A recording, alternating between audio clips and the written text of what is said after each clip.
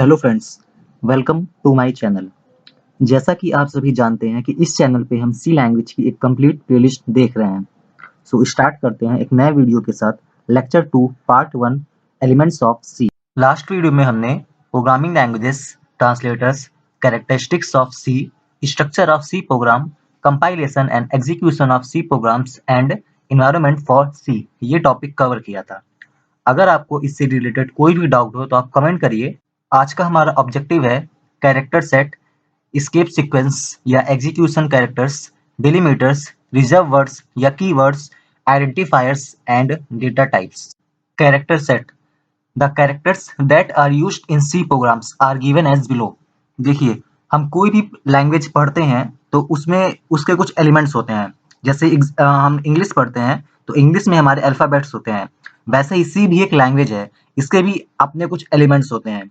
तो character set क्या होता है कि हम अपने सी प्रोग्राम में या हम सी लैंग्वेज में हम जो कुछ भी यूज करते हैं वो हमारा कैरेक्टर सेट होता है। मतलब हम अपने सी लैंग्वेज में क्या क्या यूज कर सकते हैं और उसको कैसे इम्प्लीमेंट करेंगे।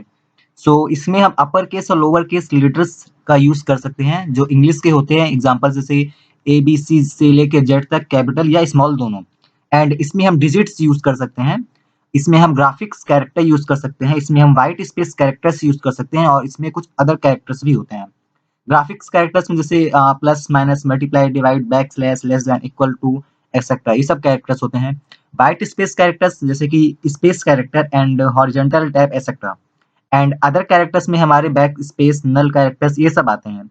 सो इसके लिए आपको ज़्यादा परेशान होने की ज़रूरत नहीं है। जैसे जैसे हम सी लैंग्वेज आगे पढ़ेंगे, जैसे जैसे हम अपने प्रोग्राम इंप्लीमेंट करेंगे, वैसे वैसे हमें इसके बारे में डिटेल नॉलेज अपने आप होता जाएगा। एस्केप सीक्वेंस या execution characters, C supports the combination of backslash and characters from the C character for representing these characters in our C program. देखिए, एस्केप सीक्वेंस या एग्जीक्यूशन कैरेक्टर्स को रिप्रेजेंट करने के लिए सी में कॉम्बिनेशन यूज होता है। ये कैसा कॉम्बिनेशन होता है? ये दो कैरेक्टर्स का कॉम्बिनेशन होता है, ठीक है। जो पहला कैरेक्टर होता है means the first character is backslash and the second character is from the C character set. अभी जो हमने पीछे कैरेक्टर सेट पढ़ा है उसमें से कोई एक एलिमेंट होता है या उसका कोई एक कैरेक्टर होता है। सो एस्केप सीक्वेंस को हम कैसे करते हैं? इसको रिप्रेजेंट करने के लिए हम दो कैरेक्टर्स यूज करते हैं, जिसमें पहला कैरेक्टर हमारा बैकस्लैश होता है और दूसरा कैरेक्टर हमारा कैरेक्टर सेट का कोई एक एलिमेंट या कोई एक कैरेक्टर होता है। अब इसका काम क्या होता है वो हम आगे देखते हैं। देखिए, यहाँ पे एक टेबल बनी है, इसमें एस्केप सीक्वेंस, उसकी मीनिंग और उसका पर्पस लिखा हुआ है। देखिए, एस्केप सीक्वेंस जैसे बैकस्लैश बी। देखिए, इसमें दो कैरेक्टर्स हैं। पहला कैरेक्टर क्या है? बैकस्लैश। और दूसरा कैरेक्टर क्या है? Character set. मतलब जो अभी हमने पीछे पढ़ा था कैरेक्टर सेट्स में हम अपर केस और लोअर केस कैरेक्टर्स भी या लेटर्स भी यूज कर सकते हैं। तो उसी का देखिए लोअर केस लेटर है स्मॉल बी। सो एस्केप सीक्वेंस क्या है? वो दो कैरेक्टर्स का कॉम्बिनेशन होता है। यहाँ पे हम इसे देख सकते हैं। और इसमें हमेशा हमेशा पहला कैरेक्टर क्या होगा? हमेशा पहला कैरेक्टर केवल का केवल बैकस्लैश ही होगा। बैकस्लैश के अलावा कोई और कैरेक्टर नहीं यूज कर सकते हैं। सो इसमें पहला कैरेक्टर कंपलसरी है कि वो बैकस्लैश ही होना चाहिए। एंड सेकंड कैरेक्टर हमारा कैरेक्टर सेट का कोई भी एक एलिमेंट या कोई भी एक लेटर या कोई भी एक कैरेक्टर हो सकता है। सो पहला बैकस्लैश बी है। इसकी मीनिंग क्या होती है? Back space. इसका पर्पस क्या है? Moves the cursor to the previous position of the current line. मतलब जो भी हमारी करंट लाइन है उसमें जो प्रीवियस पोजीशन होगी उसकी, वहां पे हमारा कर्सर क्या हो जाएगा? मूव हो जाएगा। मतलब वहां पे हमारा कर्सर चला जाएगा। सेकंड क्या है? Backslash N. इसकी मीनिंग या फिर इसको हम क्या बोलते हैं? न्यू लाइन कैरेक्टर या फिर न्यू लाइन। इसका पर्पस क्या होता है? Moves the cursor to the beginning of the next line. मतलब हमारी जो भी लाइन होगी उस लाइन की जो अगली लाइन होगी, हमारा कर्सर हमारा कहाँ चला जाएगा? जो भी हमारी करंट लाइन है उससे एक आगे वाली लाइन में चला जाएगा। तीसरा क्या है? Backslash t. चौथा क्या है? Backslash v. बैकस्लैश टी को हॉरिजॉन्टल टैब कहते हैं एंड बैकस्लैश वी को वर्टिकल टैब कहते हैं। और हॉरिजॉन्टल टैब जैसे हम जानते हैं इसका काम क्या होता है कि ये हॉरिजॉन्टल में ये क्या करता है कि कर्सर को मूव कराता है, ठीक है, टैब पोजीशन पे। और वर्टिकल टैब में क्या होता है कि वर्टिकली मूव कराएगा कर्सर को, वर्टिकली टैब में पोजीशन में उसको मूव करा देगा।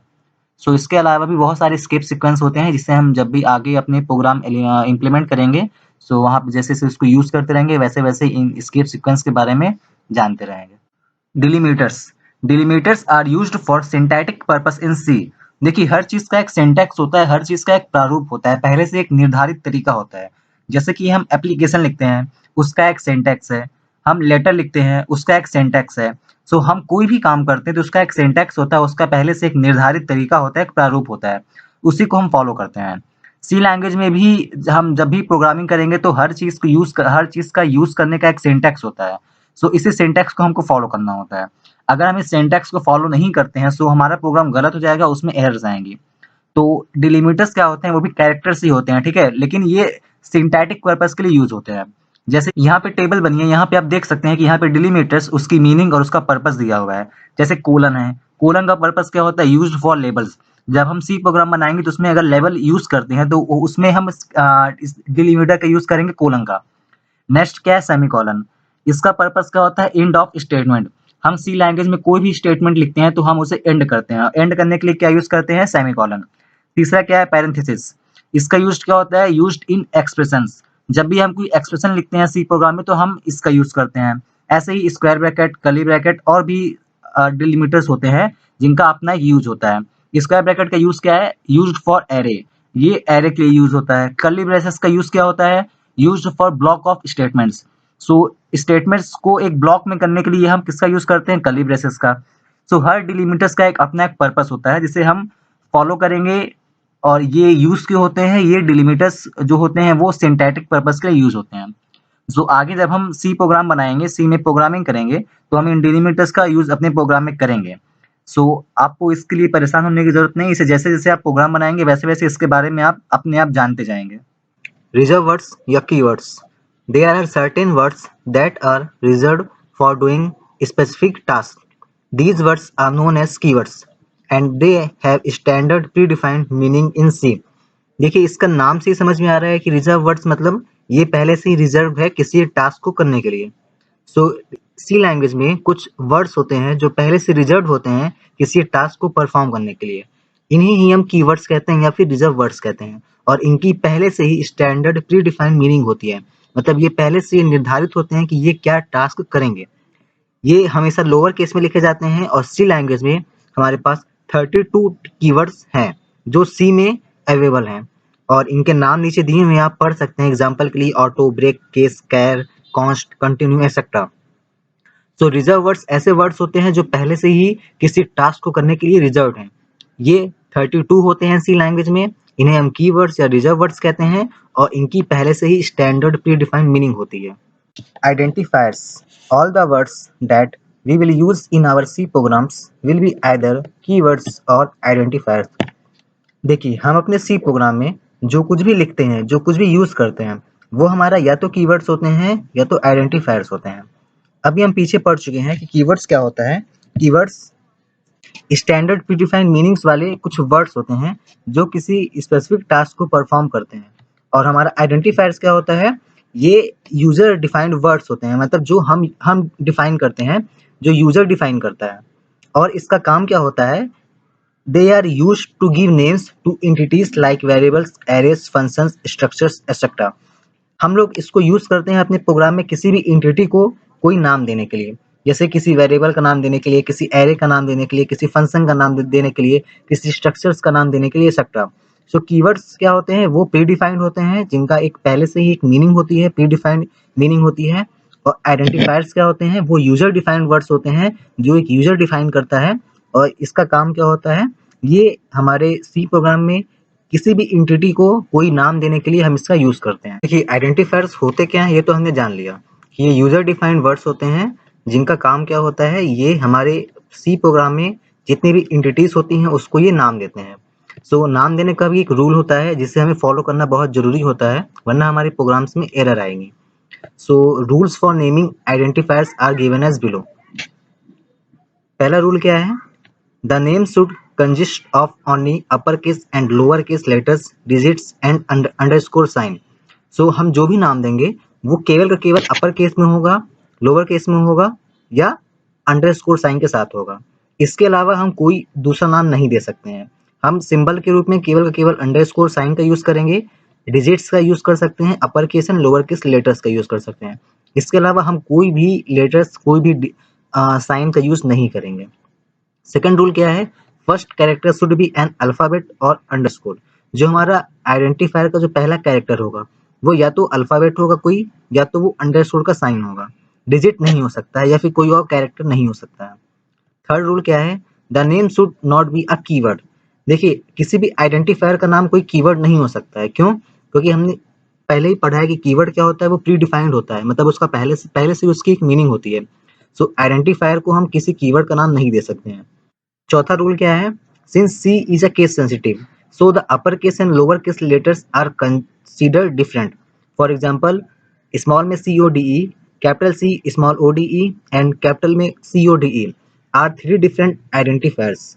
कोड में पहला वाला जो कोड है उसमें सभी के सभी लेटर्स क्या है, स्मॉल में है। सेकंड वाला जो कोड है उसमें पहला लेटर कैपिटल है, बाकी स्मॉल है। एंड थर्ड वाले कोड में सभी लेटर्स कैपिटल में है। तो ये तीनों के तीनों सी लैंग्वेज में अलग अलग आइडेंटिफायर्स के रूप में जाने जाएंगे। क्यों? क्योंकि सी एक केस सेंसिटिव लैंग्वेज है, इसमें अपर case and lower case letters दोनों अलग अलग कंसिडर किए जाते हैं। फिफ्थ रूल क्या है, the identifiers are generally given meaningful names. देखिए ये कोई रूल नहीं है, बट हमें इसे फॉलो करना बहुत जरूरी होता है। क्यों? क्योंकि हम किसी भी आइडेंटिफायर को कोई भी नाम देने से अच्छा है कि हम उसे एक ऐसा नाम दें जो कोई मीनिंगफुल नेम हो। जैसे अगर हम दो नंबर्स को ऐड कर रहे हैं, तो हम दो नंबर्स के ऐड करने के लिए हम आइडेंटिफायर्स को जो नाम देंगे वो नंबर 1 नंबर 2 ऐड ऐसे देंगे, तो हम ये जान सकते हैं कि हम अपने प्रोग्राम में क्या कर रहे हैं। सो आइडेंटिफायर का जो नाम होता है वो मीनिंगफुल होना चाहिए। नीचे कुछ एग्जांपल्स दिए हुए हैं वैलिड आइडेंटिफायर्स के, जैसे वैल्यू, ए, नेट, अंडरस्कोर, पे। ये सब कुछ नाम है जो आइडेंटिफायर्स के वैलिड हैं। और उसके नीचे कुछ एग्जांपल्स और है जो इनवैलिड आइडेंटिफायर्स के नेम है, 5BA, int, REC, hashtag, AVG, space number etcetera. ये इनवैलिड क्यों है? जो पहला वाला जो है उसमें पहली डिजिट हमारी जो है वो एक डिजिट है। सो सेकंड रूल क्या कहता है कि फर्स्ट कैरेक्टर जो होता है वो अल्फाबेट या अंडरस्कोर होना चाहिए, बट इसमें क्या है, इसमें हमने डिजिट यूज किया है, इसलिए ये इनवैलिड है। सेकंड वाला क्यों इनवैलिड है? वो इंट है, इंट हमारा कीवर्ड होता है। थर्ड रूल के हिसाब से हम कोई भी कीवर्ड यूज नहीं कर सकते हैं। थर्ड वाला क्या है, REC हैशटैग। अभी हमने फर्स्ट रूल में पढ़ा है कि हम केवल का केवल upper case letter, lower case letter, digit and underscore sign का यूज कर सकते हैं। यहाँ पे हमने हैशटैग का यूज किया है, सो ये इनवैलिड है। फोर्थ वाला क्या है, AVG स्पेस नंबर। हमने स्पेस आइडेंटिफायर में हम स्पेस नहीं दे सकते हैं, सो ये इनवैलिड है, एक्सेट्रा। Data types.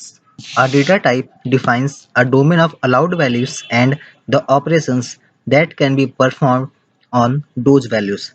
देखिए हम सी लैंग्वेज में कोई भी प्रोग्राम बनाते हैं, तो हम अपने प्रोग्राम में किसी भी टास्क को जब परफॉर्म करते हैं, तो उस टास्क को परफॉर्म करने के लिए हमें कुछ डेटा की जरूरत होती है। अब हमारा डेटा किस टाइप का है, मीन्स वो इंटीजर टाइप का है, वो कैरेक्टर टाइप का है, वो फ्लोटिंग पॉइंट नंबर टाइप का है। हमारा डेटा किस टाइप का है, ये कंप्यूटर को हमें बताना बहुत जरूरी होता है। बिना किसी डेटा का टाइप जाने कंप्यूटर उस पर कोई भी ऑपरेशन परफॉर्म नहीं कर सकता है। सो सी लैंग्वेज में कोई भी डेटा का टाइप बताने के लिए हम इन 4 प्रकार के डेटा टाइप्स का यूज करते हैं। सो सी लैंग्वेज में जो हमारे डेटा टाइप्स होता है वो 4 प्रकार का होता है। इन्हें हम फंडामेंटली 4 पार्ट में डिवाइड कर सकते हैं। पहला इंट, दूसरा कैर, तीसरा फ्लोट एंड चौथा डबल। सो डेटा टाइप क्या है, सिंपली हम समझ सकते हैं कि किसी भी डेटा को कैटेगराइज करने के लिए 4 प्रकार के डेटा टाइप सी लैंग्वेज में डिफाइन किए गए हैं। देखिए अब जो हमारा डेटा टाइप होता है वो कौन सा डेटा टाइप किस प्रकार के डेटा को हैंडल करता है, हम ये जानते हैं। Char is used to store any single character. किसी भी सिंगल कैरेक्टर को स्टोर करने के लिए हम किसका यूज करते हैं, कैर का। सिंगल कैरेक्टर में कोई भी एक सिंगल डिजिट, कोई भी एक सिंगल लेटर्स अल्फाबेट या कोई भी एक सिंगल साइन आ सकता है। सो किसी भी सिंगल कैरेक्टर को स्टोर करने के लिए हम कैर का यूज करते हैं। Int is used to store integer value. किसी भी इंटीजर वैल्यू को स्टोर करने के लिए हम इंट का यूज करते हैं। Float is used for storing single precision floating point number and double is used to store double precision floating point number. So float and double का use single and double precision floating point number को use करने के लिए हम करते हैं। एक बहुत जरूरी बात ये होती है कि the size and range of different data types is machine and compiler dependent. अलग अलग मशीन एंड अलग अलग कंपाइलर के हिसाब से हमारे डेटा टाइप का साइज और उसका रेंज वो अलग अलग होता रहता है। The standard specified that char should be 1 byte, int should be 2 byte, float should be 4 byte and double should be 8 byte. So जो हमारा स्टैंडर्ड साइज होता है किसी भी डेटा टाइप का, उसमें कैर का साइज 1 बाइट होता है, इंट का साइज 2 बाइट होता है, फ्लोट का साइज 4 बाइट होता है एंड डबल का साइज 8 बाइट होता है। सो डेटा टाइप क्या होता है?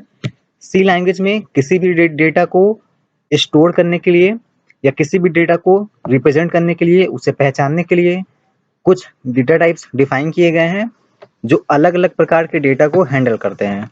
इंट प्रकार के डेटा को हैंडल करने के लिए या इंटीजर प्रकार के डेटा को हैंडल करने के लिए इंट होता है, कैरेक्टर प्रकार के डेटा को हैंडल करने के लिए कैर होता है, एंड फ्लोटिंग पॉइंट डेटा को हैंडल करने के लिए डबल एंड फ्लोट टाइप के डेटा टाइप्स होते हैं।